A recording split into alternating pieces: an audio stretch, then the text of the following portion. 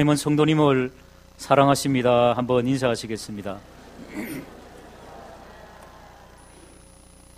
한 번 더 인사하시겠습니다. 성도님도 예수님을 더 사랑하세요.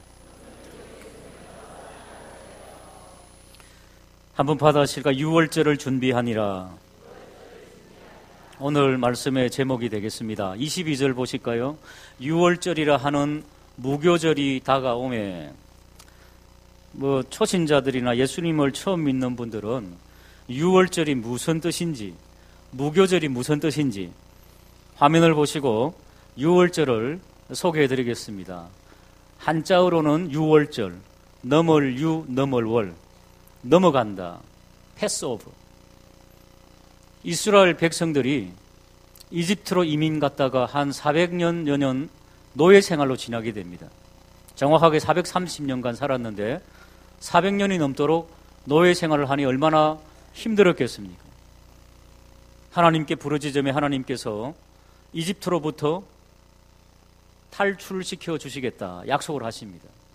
그 대신 그 강대국 이집트의 힘을 꺾기 위해서 장남들을 다 죽이려고 하는 하나님의 계획을 말씀하시고, 단 이스라엘의 장남이 죽지 않으려면 어린 양의 피를 발라서 문 인방에 발라라는 겁니다.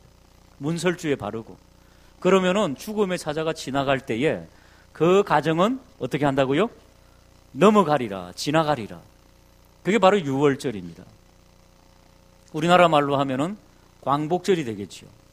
그러니까 얼마나 기쁩니까?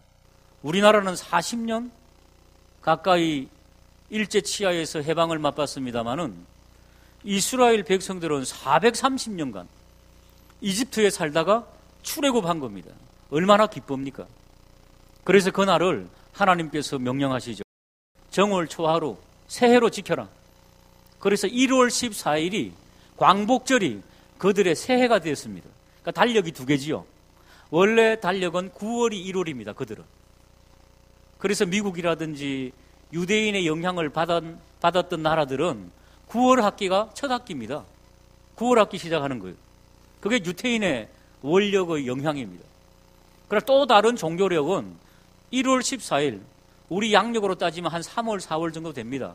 그때 6월절이 들어가 있습니다. 1월 14일 하루만 지키면 얼마나 싱겁습니까? 그러니까 430년의 고초를 생각하며 6월절 1월 14일을 지킬 뿐 아니라 그날을 첫 해로 시작하며 그 다음 날부터 일주일 동안 그 고초를 기념하며 하나님의 은혜를 생각하며 일주일 동안 섬겨라. 그 대신 너희들이 빵과 음식을 먹을 때에는 베이킹 파우더를 넣지 말고 누룩을 넣지 말고 맨 빵을 먹으라는 겁니다. 누룩 없는 빵. 우리나라 말로 하면 개떡을 먹으라 그 말이지요. 맛없는 떡을 먹으면서 그 고초를 기억해라는 겁니다. 바로 맛없는 빵 무교병, 누룩 없는 빵을 먹는 그 절기 7일 동안을 무교절이다 그렇게 말합니다. 화면을 한번 더 보실까요? 무교절.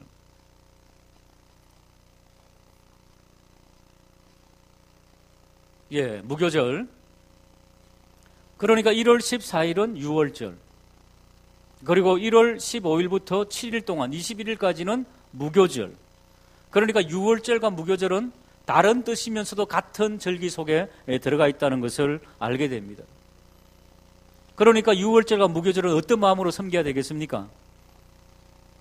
우리 조상들이 430년 동안 애굽의 치하에서 고통하다가 하나님께서 놀라운 능력으로 해방해 주신 날, 그들의 길을 꺾기 위해서 그들의 장남들은 다 싸그리 죽었지만 문설주와 문인방에 어린 양의 피, 예수 그리스도의 피를 상징하는 그 피를 바른 그 이스라엘 족속에게는 죽음의 권세가 넘어갔다. 하나님, 우리 조상들을 이렇게 구원해 주시고 우리들이 이렇게 하나님을 믿을 수 있는 마음을 주신 그 은혜가 너무너무 감사합니다. 장로님 기도하셨습니다마는 지금 이 사순절, 예수님께서 고난당하시고 부활하신 날을 기념하기 위해서 사순 40일 전부터 준비하며 지키는 기간입니다. 그러니까 이스라엘 백성들이 6월절과 무교절을 지키며 마음의 준비를 하는 것처럼 우리들은 주님의 고난과 주님의 부활을 생각하며 그렇게 주님을 준비하는 저와 우리 모두가 되기를 주님의 이름으로 축복합니다. 어떤 마음으로 섬겨야 되겠습니까? 오늘 2절을 보십시다. 이런 마음으로 섬겨서는 되겠습니까? 2절을 다 같이 읽겠습니다. 시작.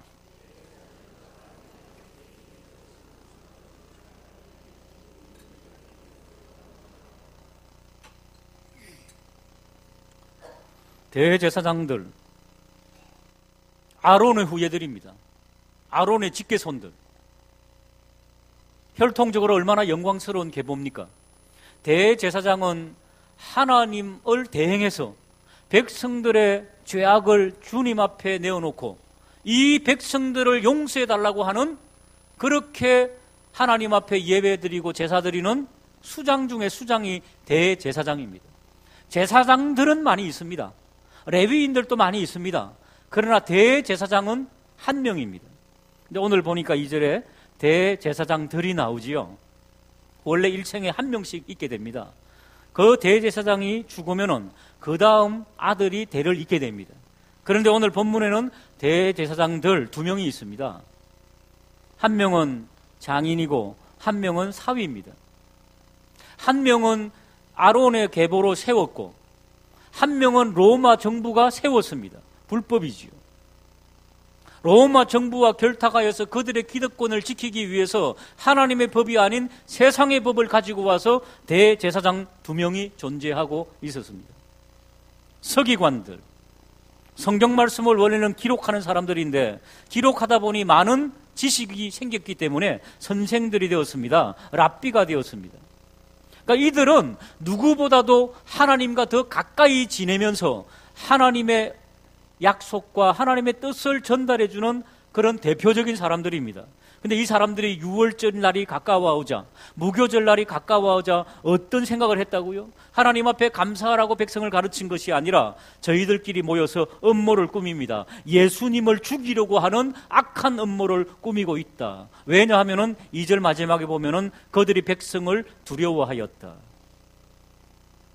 백성들의 마음이 예수님에게로 쏠리자, 예수님이 그 당시 33세의 청년으로 하나님의 진리의 말씀을 설파하자 많은 사람들이 따르니까 그 기득권이 빼앗길까봐, 자기가 가지고 있는 그 기득권들이 빼앗길까봐 안절부절하면서 젊은 예수를 죽이려고 하는 이런 악한 자들, 하나님의 업을 대행하면서도 이런 악한 생각을 하게 되었다는 것을 말씀하고 있습니다. 이들 스스로가 하나님의 나라를 붕괴시키는 자들이었다 하는 것을 성경이 우리에게 고발하고 있습니다. 오늘날 한국교회 누가 무너뜨리고 있습니까? 오늘 한국교회 누가 회파하고 있습니까? 불신자들이요? 교회 다니지 않는 사람들이 와서 교회를 어지럽게 한다고요? 일부분입니다. 안티크라이스트, 그것도 일부분입니다. 하나님의 교회를 두동강 내고 쪼개고 파괴하는 자들은 하나님을 믿는 사람들입니다, 여러분. 목사들, 교인들, 그 안에서 분란이 일어나기 때문에 교회들이 짝이지지 않습니까? 회파되지 않습니까? 예수님 당시의 대제사장들과 서기관들이 가장 하나님의 뜻을 받잡고 백성을 가르치게 하는 그들이 지금 이 하나님의 이 놀라운 진리를 파괴시키고 있다는 것입니다. 죽이는 문화 꾸미고. 간절히 원하기는 오늘을 살아가는 우리들, 하나님의 교회를 든든히 진리로 믿음으로 지키게 하여 주시옵소서. 이 악한 무리에 들지 말게 해달라고 기도하는 저와 우리 모두가 되기를 주님의 이름으로 축복합니다. 로마서 2장 23절, 24절 화면을 보고 한번 읽어보겠습니다. 시작. 율법을 자랑하는 범함으로 하나님을 욕되게 하느냐? 기록된 바와 같이 하나님의 이름이 너희 때문에 이방인 중에서 모독을. 하나님의 교회가 우리들의 잘못된 언행과 우리들의 잘못된 신앙적 믿음적 태도 때문에 사람들에게 욕을 먹고 있다는 겁니다. 저와 우리 모두가 주여 이리 되지 말게 하여 주옵소서. 겸허한 마음으로 주님의 고난과 부활을 기다리며 경건 생활에 힘쓰는 저와 우리 모두가 되기를 다시 한 번 더 주님의 이름으로 축복합니다. 그러니까 아무리 지도자라 할지라도 영적인 눈이 어둡다, 이것이 밝혀질 때에는 진리와 더불어 싸워야 됩니다, 여러분. 그러나 하나님께서 세우신 그 지위를 경히 여기서는 안 됩니다. 하나님께서 세우신 직분자들을 존중하되 혹 비진리의 부분이 있으면은 진리의 말씀으로 싸울 수 있는 것, 이것이 바로 우리들의 무기다. 성경은 그렇게 말씀하고 있습니다. 누가복음 6장 39절 시작. 또 비유로 말씀하시되 맹인이 맹인을 인도할 수 있느냐? 둘 다 구덩이에 빠지지 아니하겠느냐? 그러니까 세우신 지도자가 영적으로 맹인이 되었다. 예수님 시대처럼 대제사장들과 서기관들처럼 자기들의 기득권을 유지하기 위해서 전전긍긍하고 음모를 꾸미는 저들, 그런 생각이 들면은 가차없이 주의 진리로 일어나야 된다는 거지요. 수년 된 이야기입니다마는 저기 옆 동네 장안동이라고 있습니다. 한 1000명 정도 모이던 교회인데요, 참 건전한 교단입니다. 우리 형제 교단, 통합측. 그런데 멀쩡한 목사님이 갑자기 어머니를 신으로 성격시켰습니다. 안사롱 이상한 이단의 영향을 받았는지 모르겠습니다. 그래서 어머니가 곧 하나님이다 이래가지고 어머니 하나님 감사합니다 이렇게 기도를 하시는 거예요. 교인들이 듣다 보니까 이거 하루 이틀도 아니고 이상한 거 아닙니까? 아무리 목사님이지만. 그래서 교회가 쪼개지고 분열되고 아픔을 겪었던 이야기가 바로 옆 동네에 있었습니다. 간절히 원하기는 이 강단을 통하여, 우리 교회를 통하여 예수 그리스도의 살아계심, 성령의 역사, 삼위일체 하나님, 이 진리의 말씀, 부활의 믿음, 이것이 증거되는 역사가 있기를 주님의 이름으로 축복합니다. 두 번째, 3절에 보면 더 과간입니다. 3절부터 6절까지 한번 읽어보겠습니다. 시작.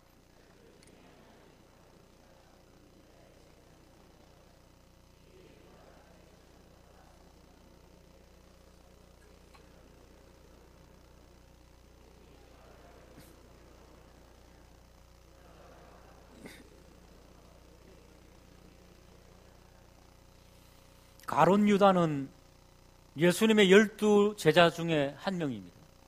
예수님께서 12 제자를 어떻게 택하셨겠습니까?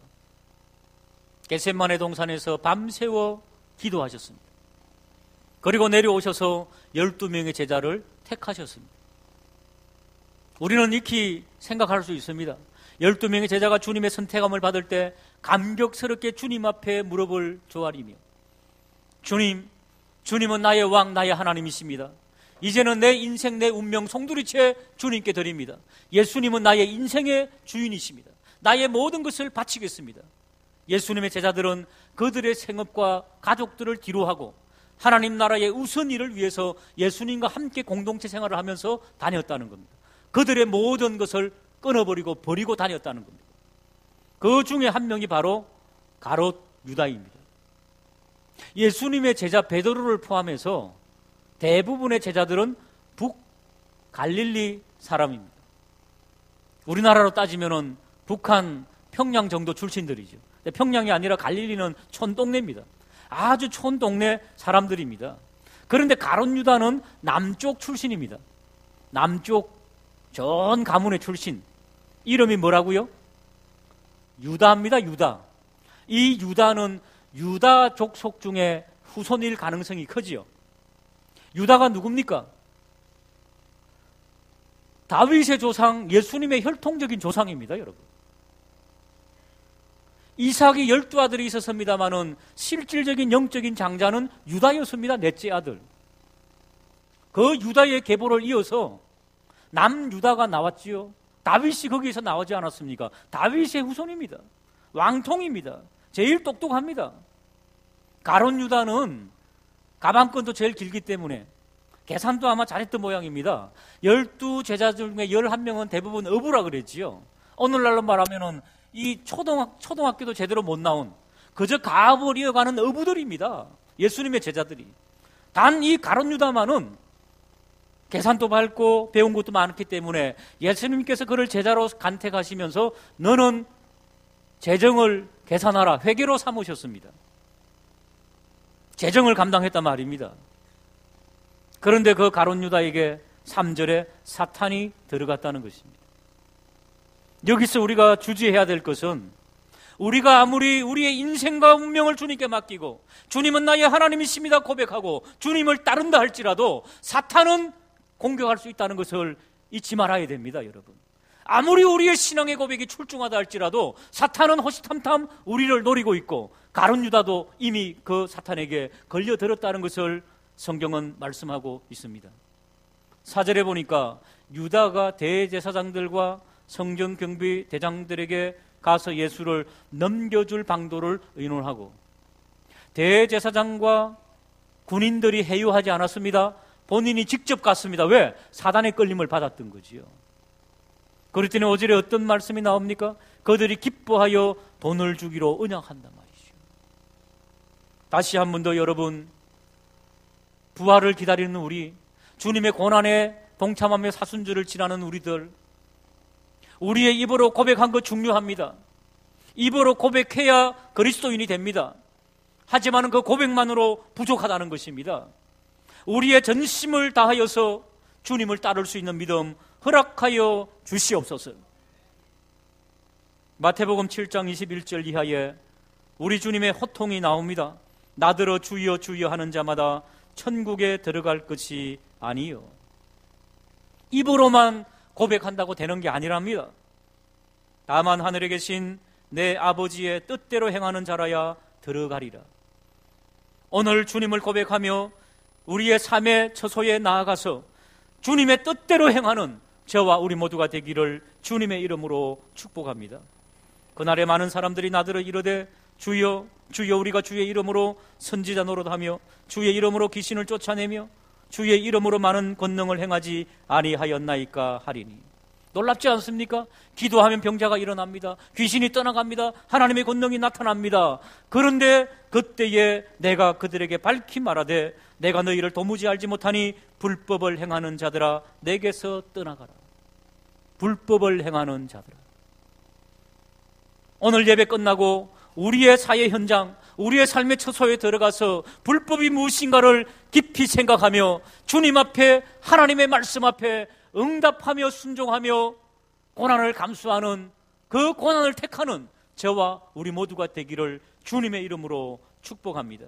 그래야 주님께서 우리를 만나시는 그 언젠가, 딸아 수고했다, 아들아 수고했다, 이 땅에 불법이 난무하였지만은 너는 하나님의 법을 지키느라고 얼마나 수고하며 고난에 동참하였느냐, 이렇게 위로받고 칭찬 듣는 복된 역사 넘치기를 주님의 이름으로 축복합니다. 다시 한 번 더 5절을 읽어보겠습니다. 5절입니다. 시작. 지금 대제사장들입니다. 서기관들입니다. 하나님 중심, 하나님의 영광을 위해 사는 사람입니다. 가룟 유다, 예수님의 제자입니다. 모두가 다 예수님을 중심으로 하나님의 영광을 위해서 앞장서서 살아야 될 자들이 어떤 원리로 살았느냐? 5절에 보니까 돈을 주고 받았다는 겁니다. 악한 돈이지요. 음모를 꾸미는데 서로 수고비를 주고받는 돈의 원리로 흘러가는 삶. 돈 귀중하지요. 돈이 있어야 편리하지요. 돈이 있어야 하나님의 일도 합니다. 그러나 우리의 중심에 돈의 원리가 있다면 이것은 가룟 유다와 대제사장들과 서기관들의 삶이었다는 것을 성경이 말씀하고 있습니다. 감히 우리 고백하십시다. 주여 돈 위에 하나님이 있나이다. 할렐루야. 이리 고백해야 된다는 것입니다. 왜 사느냐? 매주 강조합니다. 목구멍이 포도청이지요. 돈이 있어야 살기 때문이지요. 아닙니다. 돈 없어도 삽니다, 여러분. 하나님이 함께 하시면은 우리를 먹이시고 입히시고 우리에게 살 길을 허락하심을, 이 신앙을 고백하는 저와 우리 모두가 되기를 주님의 이름으로 축복합니다. 무엇을 먹을까, 무엇을 입을까 염려하지 말라. 이런 것들은 다 이방인들이 하는 것이다. 너희 아버지 하나님께서는 너희가 먹고 입고 너희가 지내야 될 것을 이미 알고 계시느니라. 그러므로 너희들은 그의 나라와 그의 의를 구하라. 그리하면 이 모든 것들을 너희에게 더하시리라. 할렐루야. 이 고백이 있기를 주님의 이름으로 축복합니다. 며칠 전에 청년 한 명이 저에게 이런 간증을 하더라고요. 청년부에서 아마 목사님의 설교 말씀을 들었던 모양입니다. 목사님이 그랬답니다. 주일연금 너희들 얼마씩 하니? 나는 최소한 10,000원 이상씩 하려고 노력한다. 왜냐하면은 친구를, 그렇고 그런 친구를 만나면은 식사 함께 하면은 최소한 6-7천 원 정도 들어가고, 조금 더 귀중한 친구 만나면은 10,000원이 훌쩍 넘는데, 우리 하나님 앞에 식사 대접하는 그런 어떤 마음의 자세로 주일헌금 드릴 때에 나는 최소한 10,000원을 드리는 것이, 그것이 하나님 앞에 예의가 아닐까. 옛날엔 별 생각 없이 그냥 1,000원짜리 하나 들렁. 미국은 참 좋겠더라고요. 1달러, 2달러, 10달러, 5달러, 100달러가 다 크기가, 사이즈와 색깔이 똑같아요. 그러니까 성너도 몰라. 그러니까 미국의 성금이 별로 안 나와요. 제가 경험한 바로는. 근데 우리는 색깔이 있기 때문에 체면이 있어가지고 조금은 나아요. 우리나라는 10,000원짜리하고 색깔이 다르잖아요. 여러분 한번 그 청년부 목사님과 그 청년의 그 어떤 그 고백을 한번 뒤돌아보십시다. 여러분들은 정말 주일헌금 드릴 때 얼마씩 하십니까? 하나님은 액수를 보지 않습니다. 홀로 된 여인이 아무것도 없는데 두렙돈을 드렸습니다. 두렙돈은 200원입니다. 200원. 아니 20원입니다.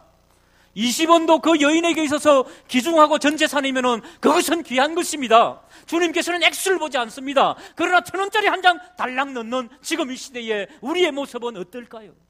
두렙돈입니까? 두렙돈이면 하나님께서 기뻐하실 것입니다. 그러나 그것이 친구를 대접하는 식사 한 끼의 액수도 안 된다면 부끄러워할 수 있는 것이 바로 지금 이 시대에 우리의 믿음의 모습이 되어야 되지 않겠는가. 다시 한 번 더 돌아보시길 바랍니다. 헌금통은 뒤에도 있습니다. 회개하는 마음으로 뒤에 넣고 가세요. 마음을 돌아봐야 된다는 것입니다. 이 대제사장들, 서기관들, 이 가룟 유다, 돈 때문에 이렇게 돈을 아까워하며 아이고 모습 사람들, 이러면 안 된다는 것입니다. 내 자신과 우리의 내면의 세계를 바라보고 내가 1,000원을 넣었던 이유가 뭔가? 아까워서 그런 거지요. 사랑하는 여러분, 하나님 앞에 예물 생활 아까워서가 아니라 모든 것이 하나님의 것입니다. 하나님 감사합니다 라고 하는 심정으로 하나님 앞에 넣게 되는 복된 역사 있기를 주님의 이름으로 축복합니다. 이게 바로 돈의 힘으로부터 벗어나는 방법이다. 대제사장들과 서기관들, 가룟 유다는 돈의 힘과 돈의 기쁨과 돈이 주시는 짜릿한 맛으로 살았지만은 그 외에 제자들에게는 예수님께서 보여주신 성령의 힘이 있습니다. 한번 보실까요? 9절에 여짜오되 어디서 유월절을 준비하면 좋겠습니까? 제자들이 그렇게 물어봅니다.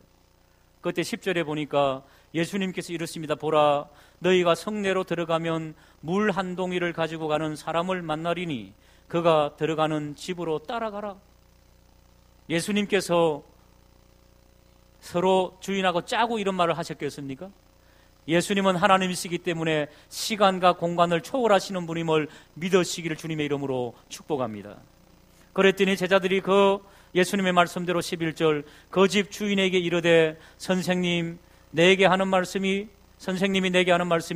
내가 내 제자들과 함께 유월절을 먹을 객실이 어디 있느냐 하시더라 하라. 12절에 그리하면 그가 자리를 마련하고 큰 다락방을 보이리니 거기서 준비하리라. 그랬더니 그대로 됐다는 거예요. 13절 같이 읽겠습니다. 시작. 말씀대로 만나서 유월절을 그 다락방에서 준비했다는 거지요. 할렐루야. 성령의 권능을 맛봤다는 것입니다. 나머지 제자들은 예수님께서 하나님의 아들로서 시간과 공간을 초월하시고 모든 상황을 주관하시는 분임을 알았다는 것입니다. 이런 성령의 권능을 덧입는 저와 우리 모두가 되시기를 주님의 이름으로 축복합니다. 기도하시겠습니다. 하나님 아버지, 돈의 힘이 아닌